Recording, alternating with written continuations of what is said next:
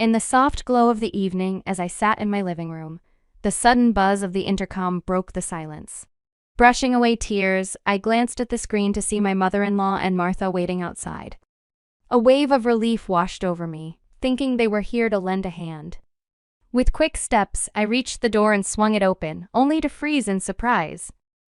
"Please, bring everything inside," my mother-in-law instructed, and a group of people, chirpy and full of energy, who appeared to be movers, made their way in, apologizing as they passed by me. Confused and overwhelmed, I blurted out, "What? What's happening?" My voice must have carried because my son, Roger, rushed down from his room, worry etched on his face. "What's wrong, Mom?" he asked, eyeing the movers who were now swiftly occupying our space with boxes and furniture. I don't know," I stammered, turning to look at him, equally puzzled. Suddenly, the harsh reality was voiced. "We're taking over this house. It's time for you to leave," my father-in-law, Terry, commanded with a firmness that brooked no argument, even as the movers continued their task. Roger's face drained of color. "No, you can't do this. Auntie, don't they know?" he pleaded, his voice barely above a whisper. "This house, it's not Dad's anymore. And it's haunted." The room fell silent as Terry paused and the movers halted, all eyes on Roger, who was now shaking. "My name is Christina, and I'm 39, married to Keith, who is 40 and a dedicated businessman. Keith, the epitome of calmness, doesn't indulge in vices. He's all about work and spending cozy movie nights with me. Our son, Roger, once a regular companion on these family evenings, now found himself busy with middle school, leaving Keith and me reminiscing about the past. Keith often spoke fondly of his school days, proud of his decision to attend a local public high school over the prestigious one where his parents taught. He was a star student, involved in leadership roles and cherished memories with his high school buddy, Terry. "You were a model student, weren't you?" I'd tease him. His response, always with a laugh, was a reminder of simpler, happy times. "Are you enjoying this?" I asked him once during a movie night. "Yes," he replied. Then looking around, he added, "No, it's more than that. It's happiness." He spoke of our home, our family, with a sincerity that warmed my heart. "I have everything I need. A wonderful wife, a lively son," he said, his honesty making me feel cherished. "You meant to say a beautiful wife," I corrected, half joking, half serious. In this unexpected turmoil amidst movers and declarations of eviction, Keith's words echoed, a reminder of the love and unity that made this house a home, haunted or not. I playfully swung my arm towards Keith, and he dodged it with a laugh, affirming, "Yes, having a beautiful wife does indeed make me the happiest." Our current goal is to buckle down and work hard towards paying off our house's mortgage. Keith has arranged our finances in such a way that I can focus on being a stay-at-home mom without the stress of financial burdens weighing us down.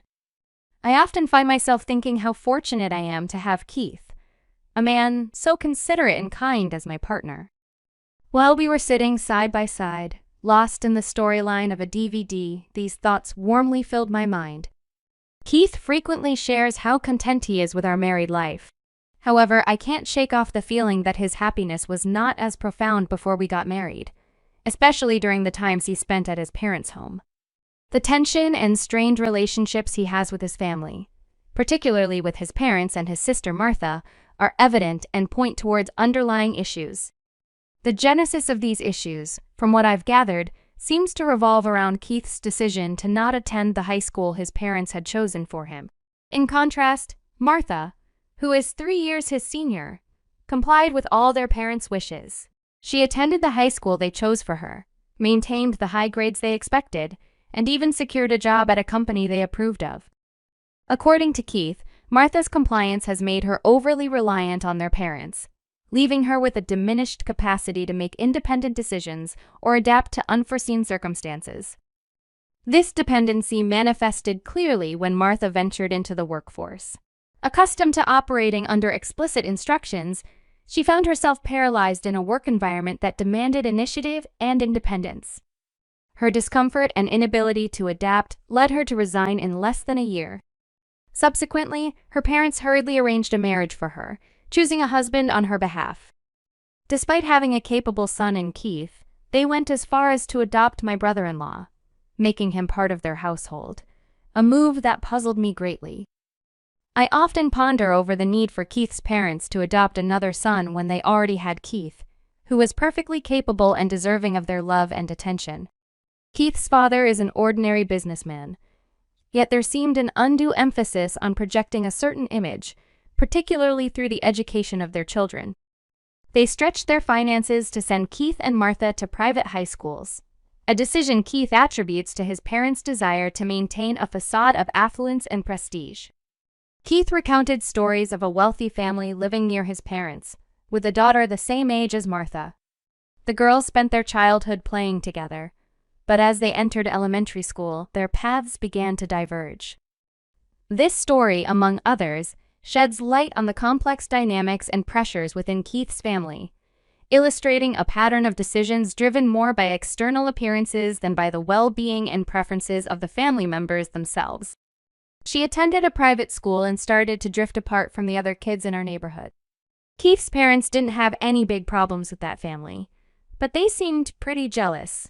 They worked hard to save money so Martha could go to private school too. Because of this, we often had simple meals at home, but Martha's school lunches were fancy, leading to a strange mix in what we ate. Keith decided he didn't want to deal with the pressure of a private school, so he chose a public high school instead. I think it was a smart choice, but his parents were really upset and started treating him differently. They used to love showing off about Martha's fancy school. When people asked about Keith, they probably felt a bit ashamed to say he went to a public school. They imagined a fancier lifestyle than they needed, which wasn't really better. Keith's family and Martha's, with her 2 kids, rent their house. Renting isn't bad, but I wonder if they could have spent their money better instead of just trying to look good. They borrowed money for Martha's education and are still paying it back. I've never really gotten how they think about money. This also shows up in how they give Christmas gifts. Martha's kids get more than Roger, which doesn't seem fair, especially since they all live together. It's sad to see Roger affected by this too. They also don't like that we own our house, a 3-story place with 4 bedrooms bigger than theirs. They make comments like, "Pretty fancy for a public school family," and say our nice house doesn't suit us. When they visit, they pick on small things like a stain or a scratch on the floor, and say our house isn't that great. Honestly, their attitude is pretty annoying.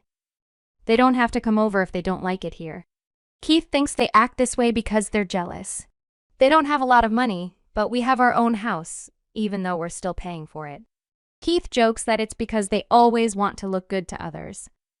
My brother-in-law probably earns a decent salary, and my father-in-law is still working in his 50s, but their debts slow them down. "Don't worry about it," Keith always says. But when Keith and Roger aren't home, my mother-in-law and Martha come over. Lately, they've started walking around our house while I'm busy in the kitchen. They talk about changing rooms to their liking, which is pretty bold. When I caught them and showed I was annoyed, they just faked a smile and made a snarky comment about me being slow with the tea. I had to ask them to go back to the living room and was shocked when my mother-in-law asked for a spare key. I couldn't give her one, knowing she might snoop around our things. It was strange for them to ask for a key after treating Keith poorly. I told them I'd talk to Keith about the key, and later, we said no over the phone. My mother-in-law was mad, but we made it clear they should only visit when one of us is home. Keith's health suddenly became a concern. He was diagnosed with cancer after some tests, which left us speechless. The cancer was more advanced than we thought. The doctor said he didn't have long without surgery.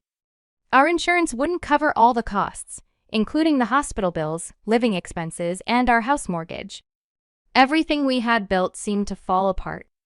I was scared of losing Keith and worried about our future, feeling completely overwhelmed. I thought about asking my parents for help, but they're no longer with us. And being an only child, I didn't have other family to turn to. So, we decided to ask Keith's parents and Martha for help. We explained Keith's situation and how cancer treatments can work wonders these days. Martha didn't seem to understand how serious it was, and Keith's parents and Martha hesitated to offer financial support. "I remember hearing you've paid off your debts recently," we mentioned, hoping they'd consider helping. "We promise to pay you back. Could you lend us the money for Keith's surgery and hospital stay? The same money you saved for my private school tuition, could we use it now? We'll work hard to repay you," we pleaded with them, desperate for their help. But they refused, saying they had just started enjoying a bit of luxury. I suggested that my life insurance could cover the mortgage if something happened to me, and we could sell the house to repay them. I even offered to write a promise note. Despite our pleas, they remained unmoved. "Why don't you sell the house now?" they suggested. Selling the house was a thought. But after paying off the mortgage, we'd need to make sure there was enough left for Keith's treatment, hospital bills, and finding a new place to live. Keith had been sending money home even when he was single. It seemed only right that they help him now. But no matter how much we begged, their answer didn't change. Keith finally said it was enough, and we left. As we were leaving, my brother-in-law caught up to us and gave us $4,000, apologizing for not having more. He had been contributing to their debt repayments too. "I'll try talking to them again," he promised, asking us not to lose hope. We thanked him for his kindness. "Do you have any other plans?" he asked. "Yes, we're considering selling the house like Martha suggested," I replied, shocked by the reality of the situation. Selling a house isn't easy. It involves a lot of steps and wouldn't be quick enough, especially with Keith's upcoming hospital admission. Plus, we'd need to find somewhere new to live. It's not as simple as it sounds. "It's okay. I know someone who can help," Keith said with a hopeful smile. Over the 3 years since his cancer was found, Keith fought bravely. Even though doctors said he had just a few months, he made many happy moments with us. There were many hospital visits, but we made the best of them. When the doctor told us Keith might not come home again, I called his family. They visited a few times, quickly leaving after a short visit, as if they were just checking on him. I didn't want to think they were only wondering how much time he had left. When it was clear Keith didn't have much time, I called my mother-in-law. "Oh no, that's awful." "We'll hurry," she said, but she sounded unsure and hung up quickly. Despite feeling uneasy, I went back to Keith and our son, Roger, in the hospital room. In the end, only my brother-in-law, coming straight from work, and Keith's good friend Terry, made it to see him. Keith opened his eyes weakly to see us before closing them one last time. My brother-in-law and Terry took care of the funeral stuff while we went home to get things ready. They stayed with Keith, and Terry drove us. We had rushed out in the morning, and by the time we returned, it was already evening. Our breakfast dishes were still out. In the quiet of the evening, I turned on the lights and started looking through a photo album in the living room. Tears began to fall as I picked out a photo for the memorial service. Then the doorbell rang. I wiped my tears and saw my mother-in-law and Martha on the monitor. They hadn't made it in time to see Keith, but they were here now. I went to open the door, ready to greet them. I was shocked when I opened the door and heard my mother-in-law telling people to bring things inside. Movers started walking into our house, apologizing as they went. I was so confused and asked, "What's happening?" Roger ran downstairs, also confused, asking me what was going on. I didn't understand either. "My son's house is now ours." "You need to leave," my mother-in-law said, with my father-in-law organizing the movers as they filled our house with stuff. Roger suddenly got upset and said, "No. This house isn't Dad's now, and it's haunted." When he said this, everything stopped and everyone looked at Roger. Then Terry walked in, yelling at everyone for bringing stuff into someone else's house without asking. He made such a noise that even the neighbors might have heard. The movers, confused, started taking everything they brought back outside. Then my nephew and his kids showed up, upset about their things being left outside. My brother-in-law was angry. He thought he was helping with a move, but was confused by the situation. In the middle of the chaos, he said he couldn't handle it anymore and wanted a divorce from Martha.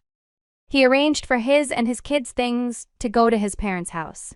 He apologized for the trouble and left with the kids, not even looking at Martha. Martha was left crying on the street, and my in-laws didn't know what to do with all the stuff everywhere. Neighbors started watching, making it even more embarrassing. Terry then suggested we move the belongings inside to clear the street. I agreed with Terry, saying it was okay to bring the stuff inside since it was technically their house now. My in-laws looked confused when I said that. So, I explained the whole story. 3 years back, after Keith's parents didn't help us, Keith brought home Terry, who looked pretty tough. Terry owns a real estate business and even gave me his business card. I had heard he was Keith's high school friend, but he looked so tough that I thought he was involved in some scary business. Roger was so frightened that he stayed close to me. Keith noticed me looking worried and laughed, saying Terry might look scary, but he's actually a well-respected businessman. Even Roger seemed to be easing up a bit around him. Terry, despite his serious look, playfully hit Keith on the head, which shocked me, especially since Keith was unwell, but they both just laughed it off. Terry hadn't come to our wedding or visited us at home, which now made sense because Keith had told me stories about his good friend Terry from school. Terry joked about not attending social events because his tough look might scare people, which is why he joked he was still single. As Keith and Terry joked around, it reminded me that this was the Terry Keith had always talked about. I laughed, apologizing for interrupting their moment, noting how Keith always got so lively around him. Roger joked about the importance of a father's dignity, which lightened the mood further. I shared with Terry how Keith had wished he could come to our wedding, and we'd love for him to visit us anytime. Then, Terry got down to business, saying we didn't have much time. He checked every part of the house from each room to the exterior walls and the meter box. After inspecting everything, Terry opened his laptop, typed something, and then showed us the screen. Terry showed us a price for the house that really surprised me. It was much more than what we originally paid. I worried it was too high, especially since our house was pretty old and hadn't been updated in years. There were marks and the wooden floors were worn out. But Terry said not to worry, mentioning how my in-laws were already planning how to use the rooms, meaning they saw it as perfectly livable. Keith reassured me to trust Terry, so I agreed to sell at that price. Terry quickly got some papers out. Then, he mentioned we'd need a new place to live. Among the papers, he also had rental agreements. His plan was to buy our house and then rent it back to us. This solved our problems all at once. I couldn't believe what I was hearing. Terry promised to transfer the sale money to us soon, which we could use to pay off our mortgage. He was so confident, and his smile made him look more friendly than scary. While signing the papers, I saw the rent was listed as $400. Keith, Roger, and I thought it was a typo, expecting it to be $4,000, but Terry corrected us, saying it was no mistake. He felt he owed Keith a lot. Keith didn't think so, but Terry shared stories from their school days. Terry used to get into a lot of trouble back then, which upset his mom a lot. Once, his mom, who raised him alone, ended up in the hospital from too much stress and tiredness. When Terry got to the hospital and saw his mom looking so weak, he realized his actions were causing her stress. He broke down, feeling really guilty, and decided to change. He stopped getting into fights and stayed away from trouble. But then someone found a cigarette butt on the school's roof that had started a small fire. Everyone thought Terry did it because of his reputation, even though he didn't. The school wanted to kick him out, and Terry was scared of upsetting his mom again. Keith was the only person who believed Terry didn't do it. Keith was actually the student council president, and they hadn't really talked much before this happened.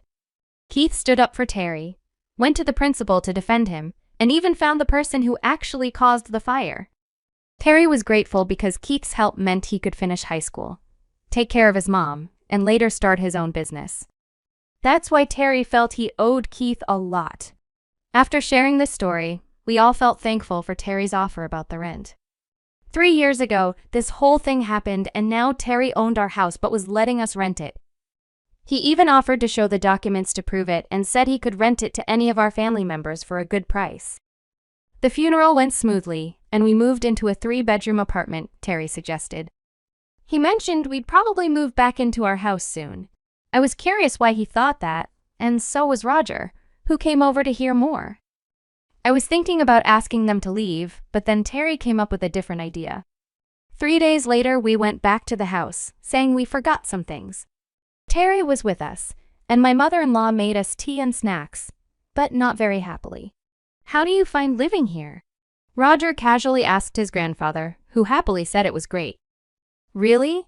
Do you ever hear weird noises like on the stairs or in the bathroom? Roger then acted scared and talked about how he thought he saw someone on the stairs when we weren't home, but there was nobody there. My mother-in-law said that was silly, but at that moment, Roger and Terry acted as if they heard something upstairs. Martha, who was quiet because she was sad about her divorce, didn't say anything. "Let's stop talking about creepy things." "I didn't hear anything," she said. Roger and Terry quickly left with us. Outside, my in-laws looked really scared. In the car, we all laughed. Terry had used the ghost story Roger made up as a sort of punishment for how they treated Keith. Terry was upset about how they were ready to move into Keith's house without caring about him.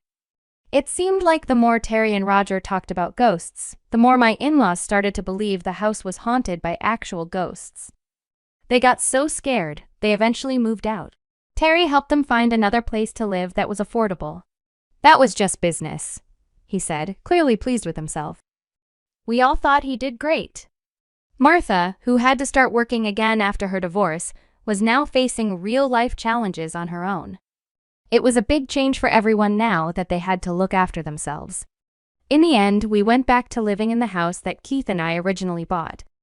We can't own it again, but we're staying there, paying just $400 each month. The brother-in-law and his 2 kids are visiting more now. Martha seems to want to reunite with him, but he's not interested at the moment. Terry visits us once a month, pretending it's to collect the rent, but really, it's on the day Keith passed away. After we honor Keith's memory, we all have dinner together.